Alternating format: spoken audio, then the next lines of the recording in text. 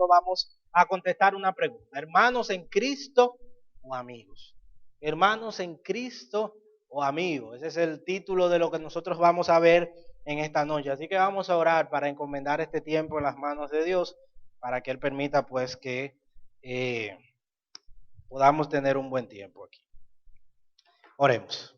Padre bendito, gracias. Gracias por este tiempo, por este día y por todo lo que tú nos has permitido hacer. Ahora que hemos de abrir tu palabra, danos entendimiento, ilumina nuestra mente y nuestro corazón, Dios, para poder entenderla. Que realmente sea tu palabra la predicada, que tú puedas guiarme a mí por medio de tu Santo Espíritu a dar tu mensaje, a dar todo el consejo tuyo, Dios, y no a dar lo que yo creo, sino lo que tú crees, lo que tú enseñas en tu palabra. Así que guíanos, Dios, a entender eso, tu palabra, que tú puedas utilizar esta para llevar a ánimo, para llevar consejo, pero también para reprender, para convencer, para redarguir, para instruir, Dios, conforme a la condición de cada quien.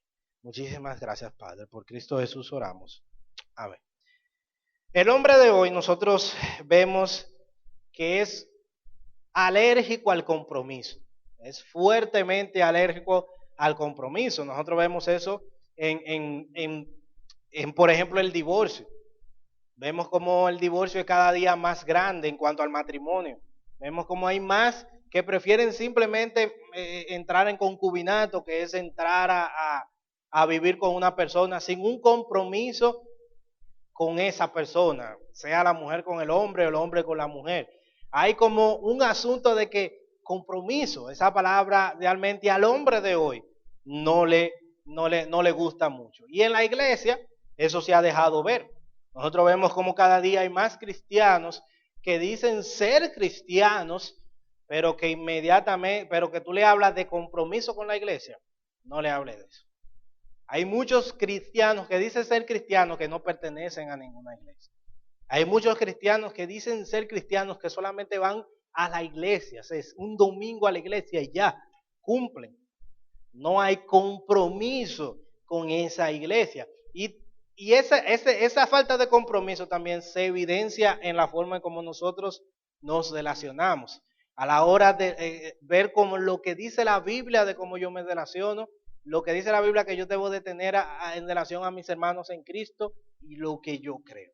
Realmente esa falta de compromiso se ha evidenciado. Hay muchos en la iglesia que lamentablemente también están entre nosotros aquí en esta iglesia, que piensa que aman a los hermanos en Cristo porque tienen un amigo en la iglesia, porque son panas de 2 o 3.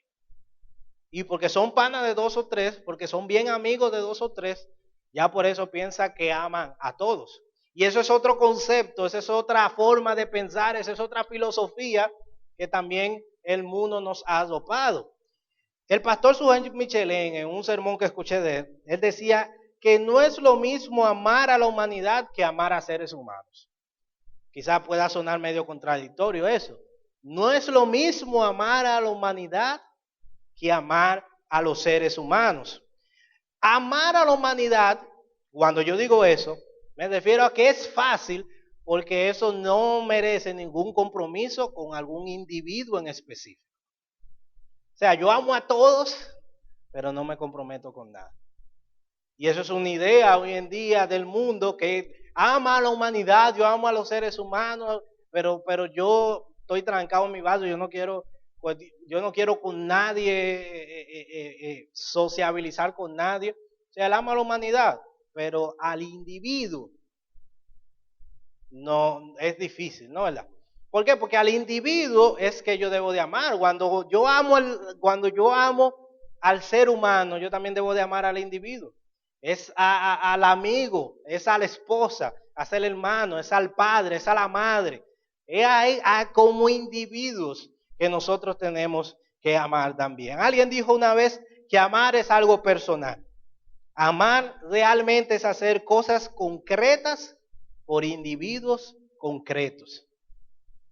Amar es hacer cosas concretas por individuos concretos. Y cuando la Biblia me dice que yo debo amar a mi hermano, que yo debo amar a mis hermanos, que yo debo amar a la iglesia, dícese los hermanos, nosotros vimos eso ya. La iglesia no es 4 paredes, sino los hermanos. La Biblia no me está llamando a tener un sentimiento de empatía o un buen sentimiento en forma general por los hermanos.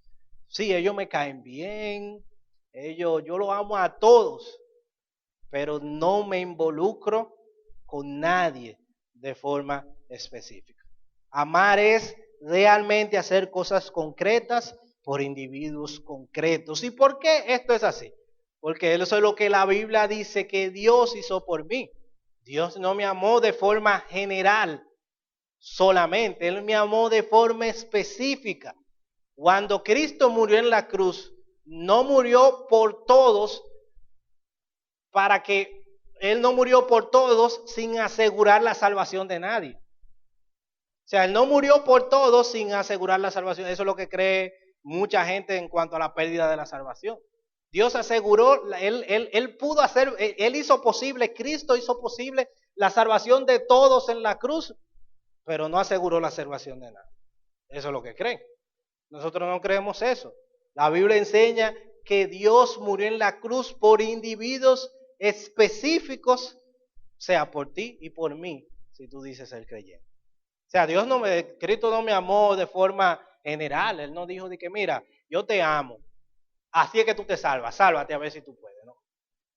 Él cuando cargó allí en la cruz nuestros pecados, cargó tu pecado. Él estuvo pensando en ti, Él estuvo pensando en mí de forma específica. Eso es grande, eso es maravilloso. Si tú te pones a pensar eso. Olvídate del resto en ese sentido. Cristo en la cruz del Calvario allí murió por ti. En específico, por Vladimir, por Adonis, por Sarai, por Lisbeth, por todos y por ti, con nombre y apellido. Eso no es un sentimiento general, eso no es que yo amo la humanidad, no. Cristo murió específicamente por ti, específicamente por mí. Y eso es amor. Eso es maravilloso. Eso es lo que sostiene nuestra fe. Si tú piensas así, es muy diferente a simplemente pensar que Cristo murió por todos. No, Cristo murió por mí. Mira lo que dice Romanos capítulo 8, versículo 29. Voy a leer 2 versículos simplemente, aunque no es el tema, es el fundamento para lo que yo voy a decir a continuación. Romanos 8:29 dice, porque a los que antes conoció, también los predestinó para que fuesen hechos conforme a la imagen de su Hijo, para que Él sea primogénito de muchos hermanos. Y a los que predestinó, a estos también llamó. Y a los que llamó, a estos también justificó. Y a los que justificó, a estos también glorificó. Fíjense cómo Pablo dice allí en Romanos, porque a los que antes conoció, ese conocer es un conocer afectivo, de afecto. Sería casi lo mismo traducir a los que antes amó. O sea, no estamos hablando de que ahí habla de toda la humanidad, no, ahí está hablando de un grupo de personas. De entre toda la humanidad, Dios a un grupo conoció. Y a los que conoció, justificó. Y a los que justificó, glorificó. No hay nadie que Dios conoció que no va a ser glorificado. En ese proceso de que glorificó, de que predestinó, de que llamó, de que justificó, de que glorificó, es la misma cantidad de gente. Dios asegura la salvación tuya y mía. Por eso es que Él aseguró la salvación tuya y mía.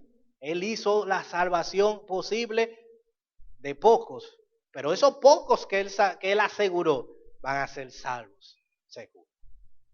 Y nosotros debemos dar gracias a Dios porque estamos ahí. Tú debes dar gracias a Dios porque estás ahí. Si estás ahí realmente. Eso es maravilloso, eso es glorioso. Nosotros poder saber que Cristo murió por mí. De forma específica, con nombre y apellido. Qué contraste al espíritu del mundo hoy en día, donde no quiere saber, donde tiene un sentido general, pero sin amar a nadie en específico. ¿Por qué esto es importante nosotros saber? Porque es un error nosotros solamente ponernos en exclusiva de un grupo de personas cuando nos olvidamos de esto. Fíjese cómo Dios de entre toda la humanidad nos amó específicamente. Así también nosotros, Dios nos llama en la iglesia, no amar en sentido general a mi iglesia, que yo amo a los hermanos de la iglesia Biblia Cristiana. No, Dios te llama a amar en sentido particular a cada uno de los que pertenecemos a esta iglesia. El propósito entonces de este mensaje es poder mostrar por la Biblia de que Dios quiere que nos relacionemos con todos y con todos en específico y no solamente con unos pocos. No solamente con unos pocos. Entonces, debemos de contestar interrogantes. ¿Hermanos en Cristo o amigos? Es importante notar la diferencia. Es simple, nosotros no vamos a gastar mucho tiempo en eso. Es importante notar la diferencia. Nosotros vimos que Dios valora la amistad la semana pasada. Dios valora amistad, dice que es amigo de nosotros. Hay muchos ejemplos de amistad que Dios rinde tributo en el Antiguo Testamento. Dios valora la amistad, la Biblia valora la amistad, nosotros vimos eso. Pero también al mismo tiempo, la Biblia nos llama a amar a nuestros hermanos en Cristo. Entonces, ¿cuál es más importante? ¿La amistad o la hermandad que tenemos en Cristo Jesús? ¿Cuál es más importante de los dos? Nosotros vamos a ver dos simples principios y por medio de esos dos simples principios nosotros vamos,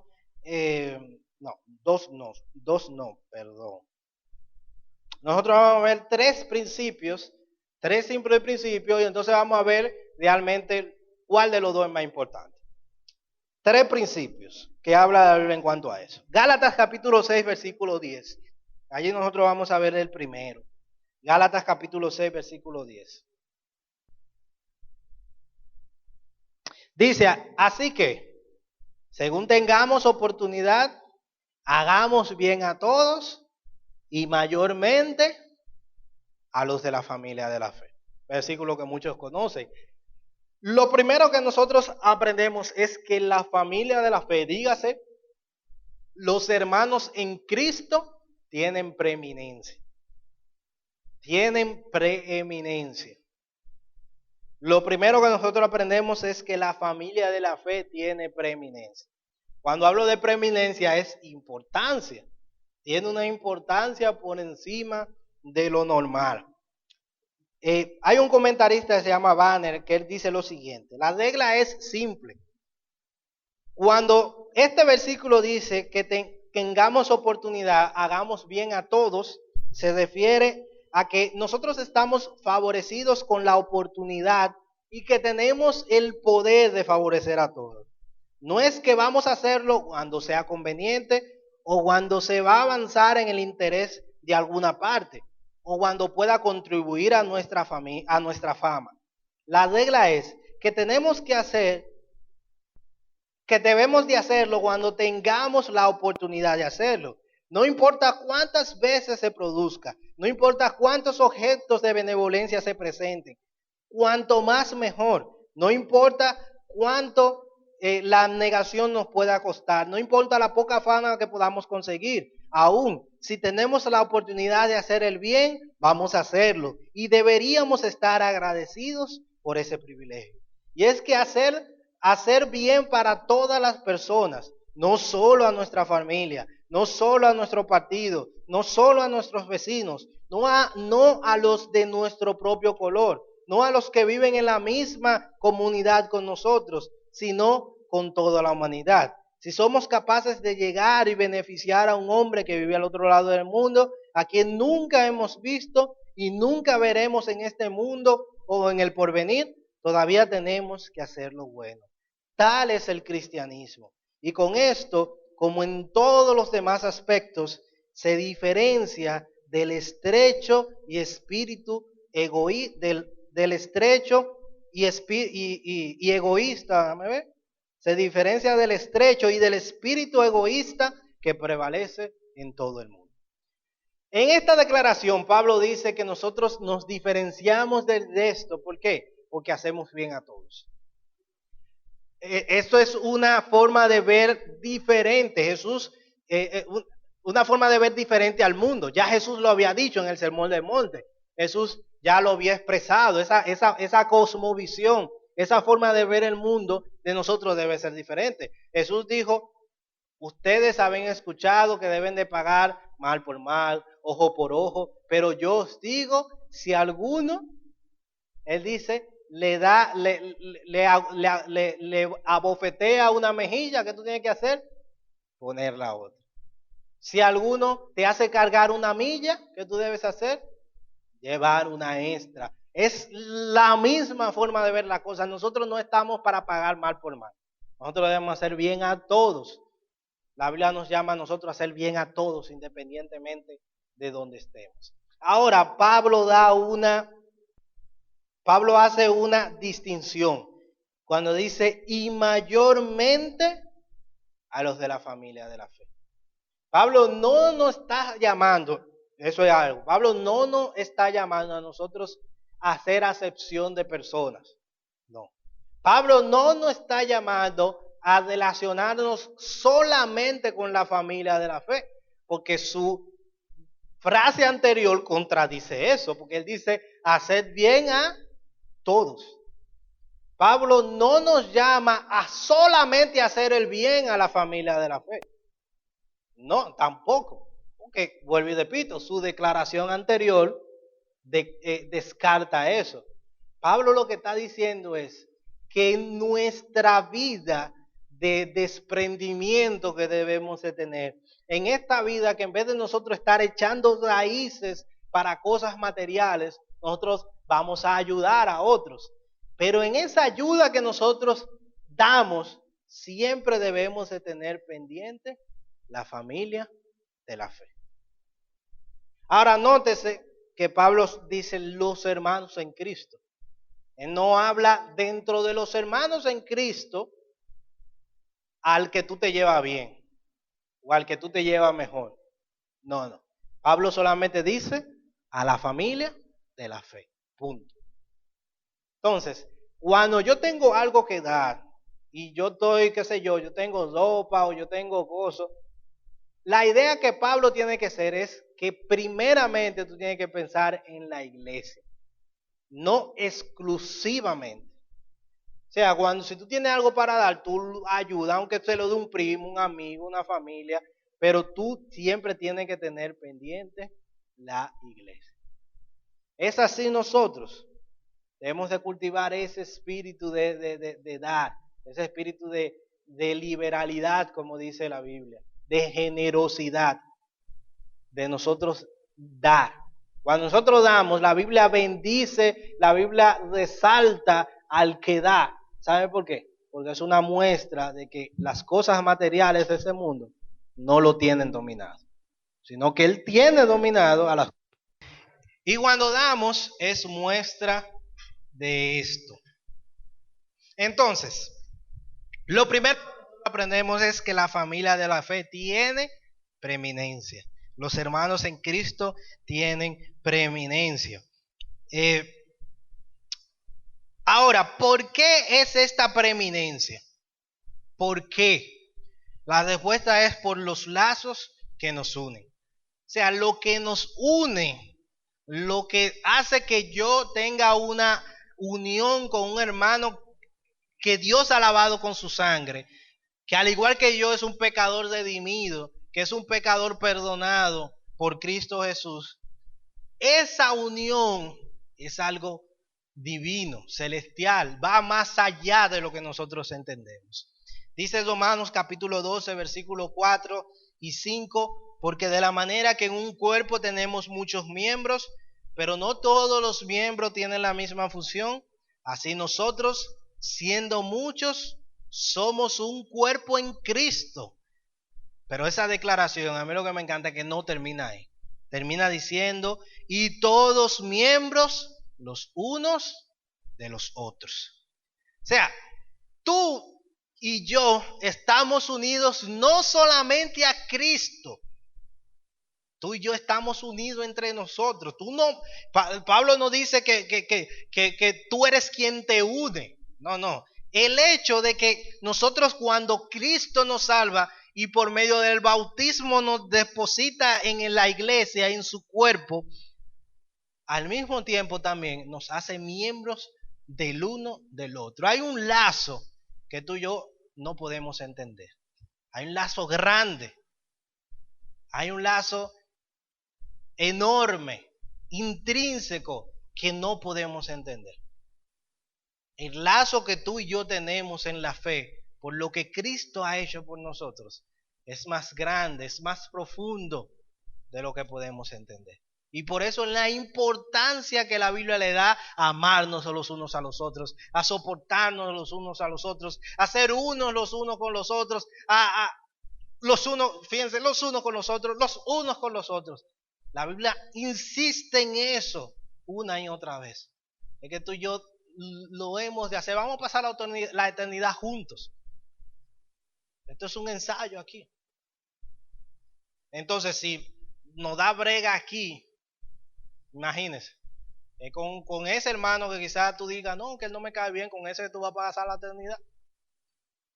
Tranquilo, tranquila, quieta, tranquilo, quieto.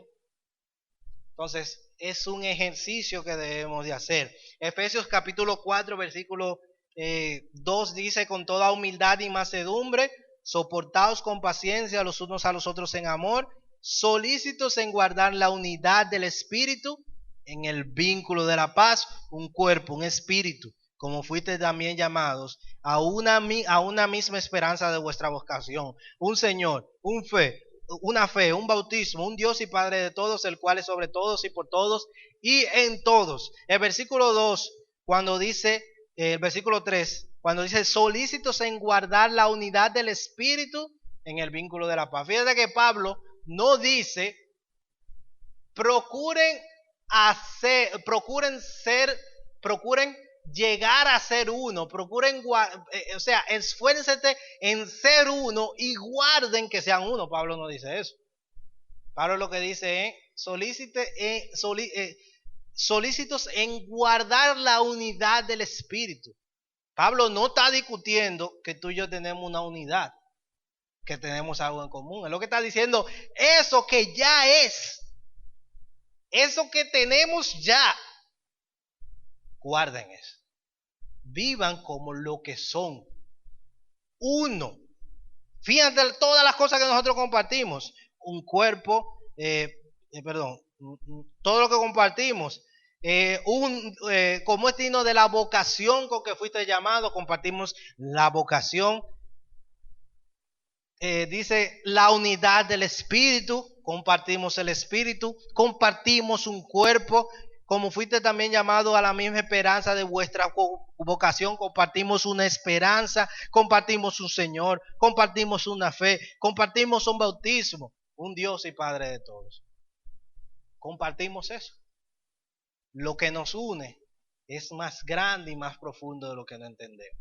Así que piénselo bien antes de hablar mal, de entrar en una pelea, y va a pasar. No es que no va a pasar, va a pasar. Te va a discutir, se va a molestar. En buen dominicano se va a quillar con algún hermano. Pero recuerde eso. Cuando tú le haces daño a un hermano, adrede, a propósito, te está haciendo daño a ti mismo. Porque hay una unión entre ustedes que lo que él sufre, tú sufres. Y lo que ella sufre, tú sufres. Eso es más profundo de lo que nosotros entendemos. Entonces, lo primero es que la familia de la fe tiene preeminencia. Tiene preeminencia. Lo segundo que nosotros aprendemos,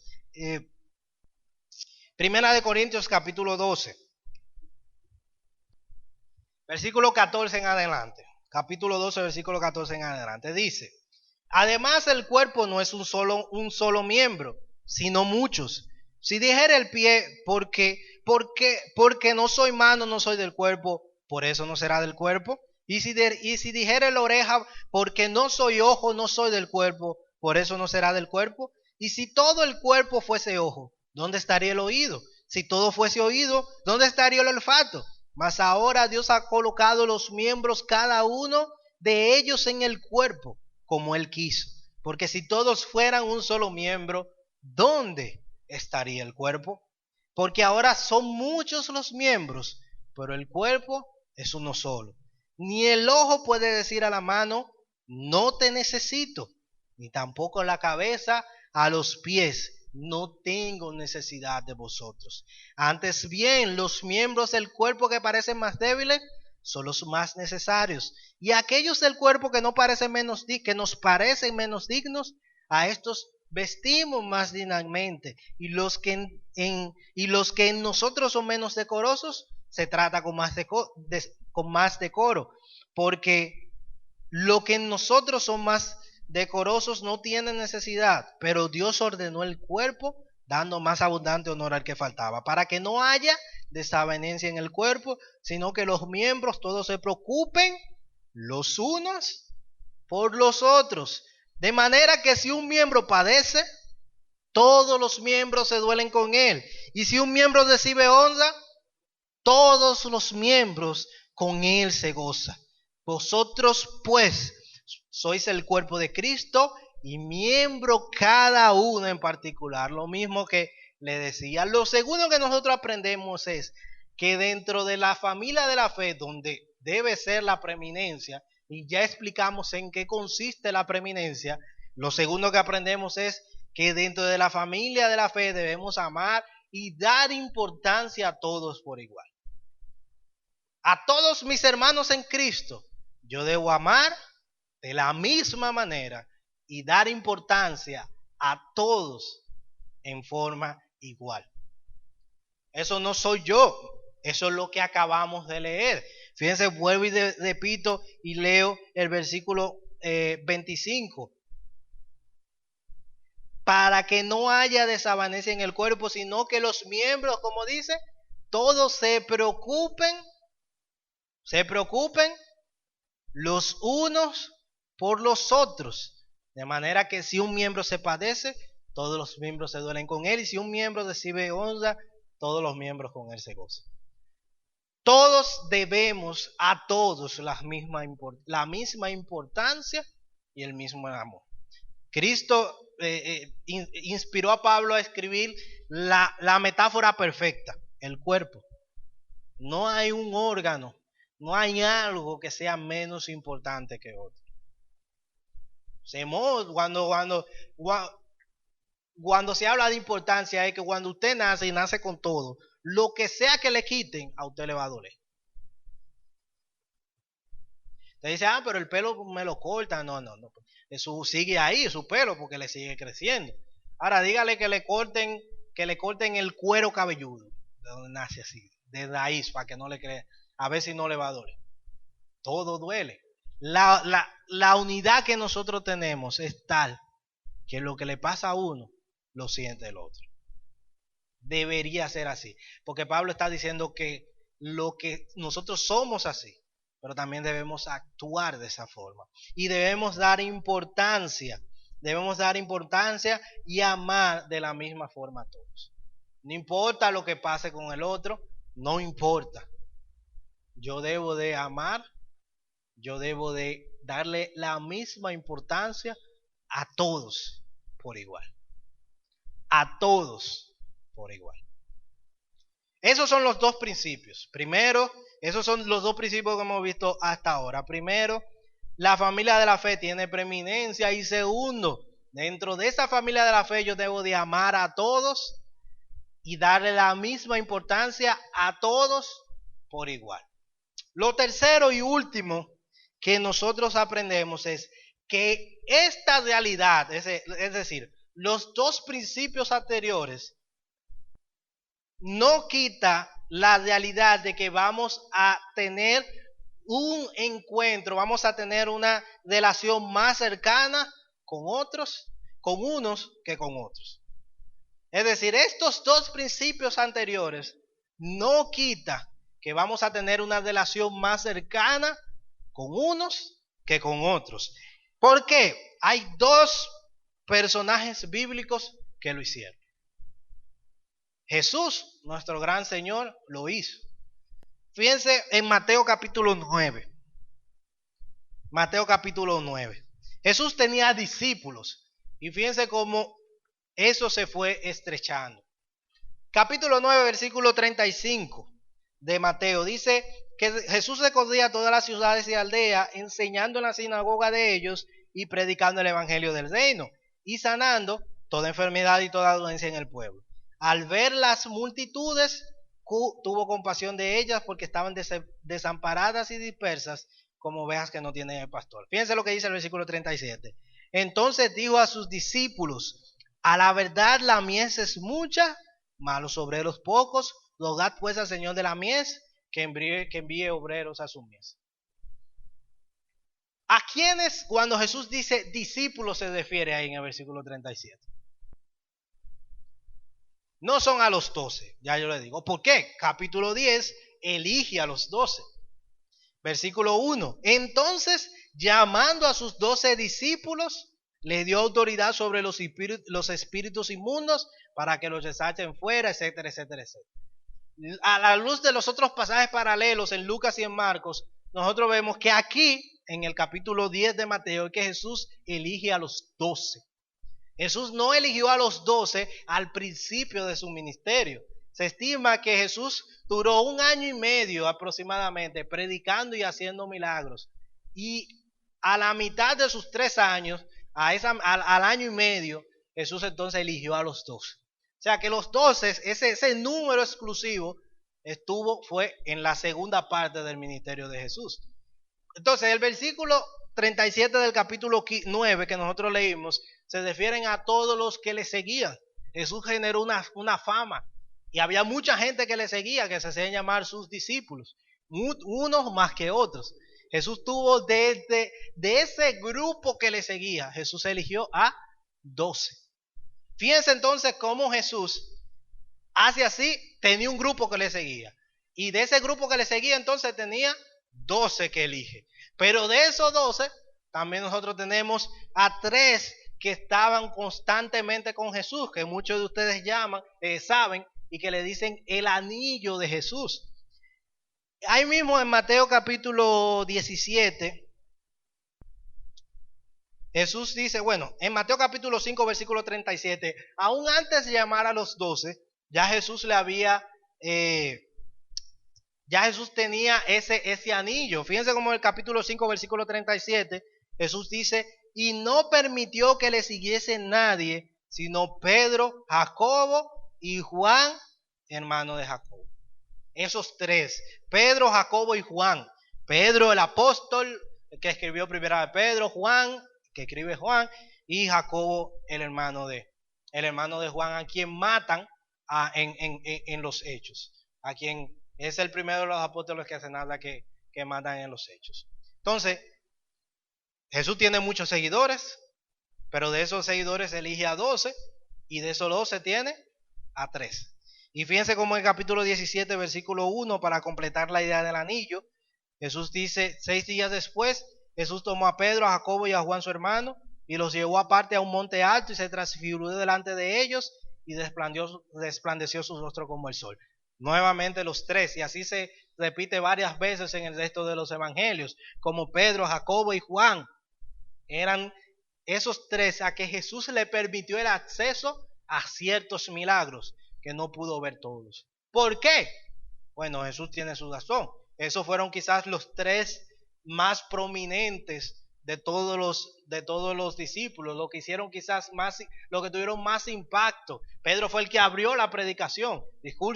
Su discurso en el capítulo 2 de Hechos funda la iglesia, por así decirlo.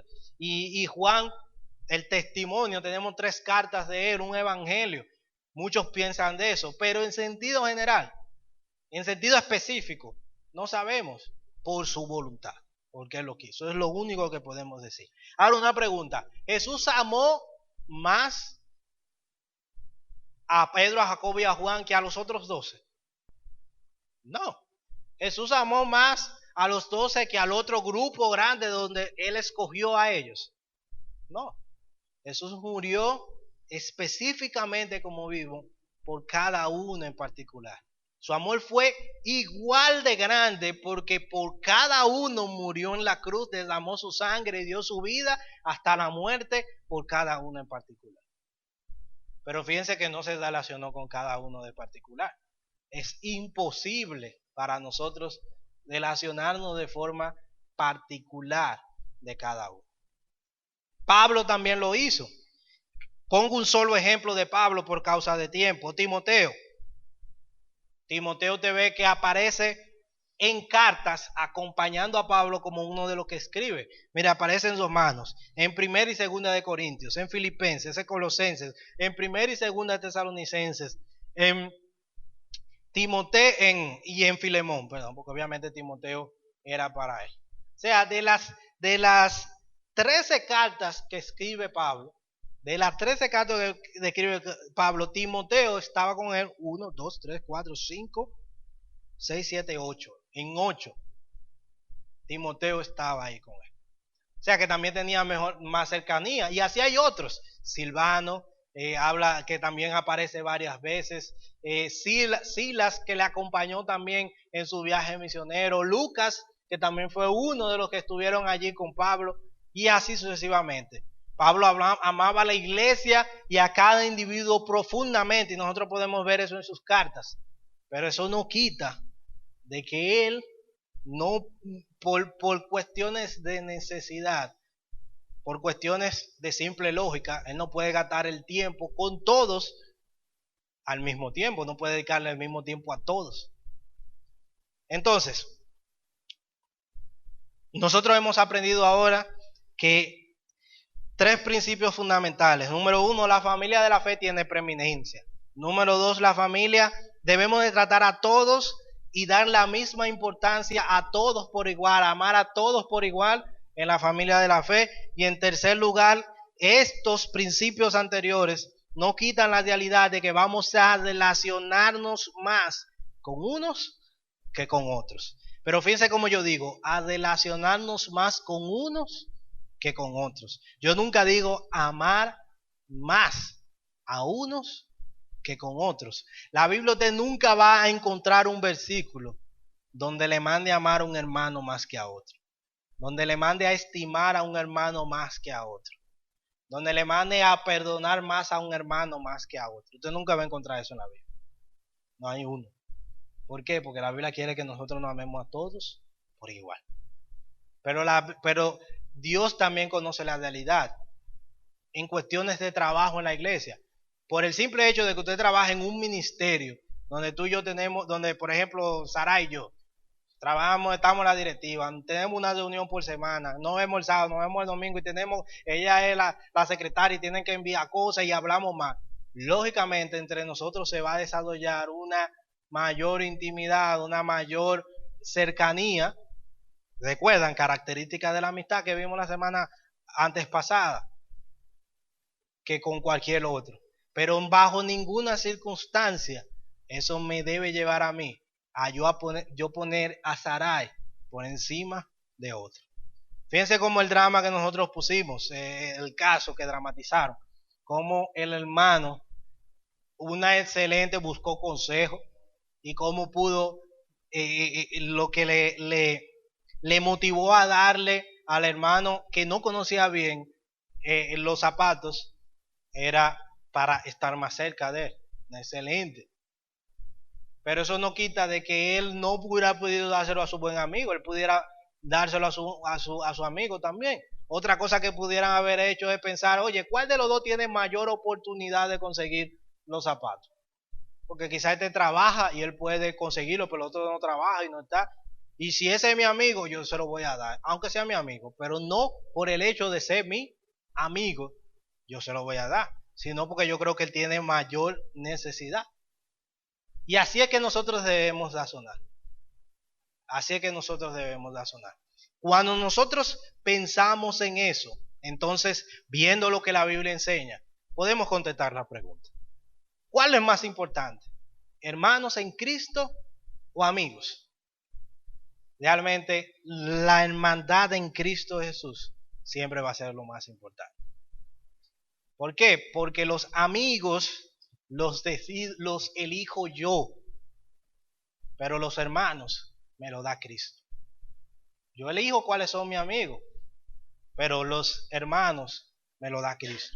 Y a eso yo tengo que amarlo sí o sí. Ahí no hay opción.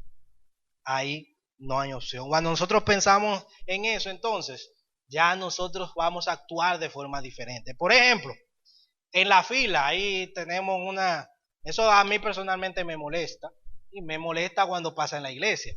Si tenemos, por ejemplo, una actividad y van a dar comida. Cuando usted piensa así, yo tengo que amar a todos, usted no solamente se va a preocupar porque fulanito comió. Usted puede procurar quizás de que, oye, tenemos cosas, estoy pendiente de él, pero voy a procurar que todos coman. Yo no solamente voy a procurar comer yo, y cuando digan, y a repetir sin que diga que van a repetir. Eso es lo que me molesta. Hay veces que hay gente que dicen, vamos a comer, hacemos la fila, y él acabó porque él cogió primero o ella, entonces se pone la fila otra vez para repetir. No, pero eso no es amor, porque tú no sabes cuánto falta. Lo correcto es decir, ¿se puede repetir? Ah, no se puede porque faltan algunas. Cuando me avisa, bueno, ahora sí. Pero no simplemente decir, no, yo ofrendo, aquí yo puedo cosas, yo puedo. No hay una actitud de amor.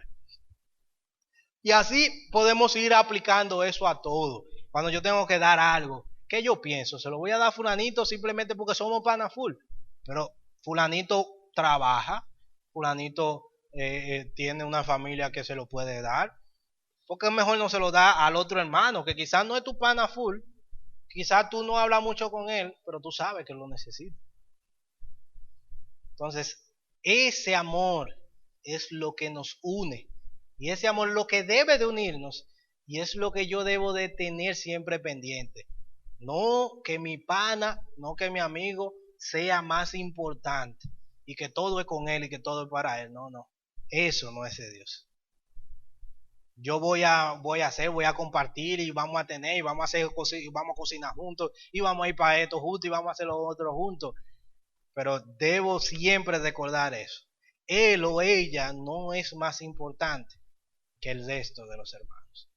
Delante de Cristo, todos somos iguales. Y Dios espera que tratemos, Dios espera que demos la importancia, y Dios espera que amemos a todos por igual.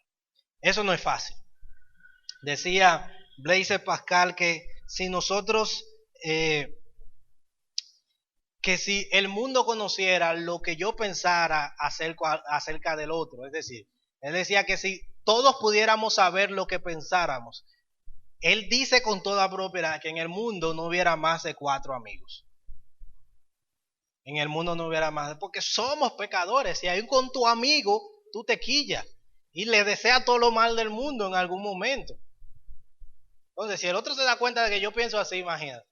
Pero gracias a Dios que Él murió por mí. Gracias a Dios porque Él no tomó en cuenta eso para conmigo. Entonces nosotros debemos de amar a todos con la misma importancia. Termino pues contando esta historia. Se dice que en una ocasión el duque de Wellington se disponía a participar de la cena del Señor y se arrodilló en esos momentos un labriego, es decir, un indigente, por así decirlo, o un pobre. Imagínate, un duque, un pobre, y ese pobre se arrodilló junto a la majestad, al gran personaje. Entonces un diácono de los encargados de distribuir los elementos de la cena se acercó a este pobre hombre y le dijo que se alejara del duque. Pero o sea, el duque, al darse cuenta de la orden, puso uno de sus brazos en un hombro del campesino y le dijo con voz suave: hermano, permanezca donde está, pues somos iguales todos delante del Señor. Se cuenta pues que eso pasó en realidad. Así como ese duque, que él no consideró su estatura, él no consideró su preeminencia dentro de la sociedad. Aquí, en el cuerpo de Cristo, todos somos iguales. La pregunta es, ¿estás tú con este pensamiento?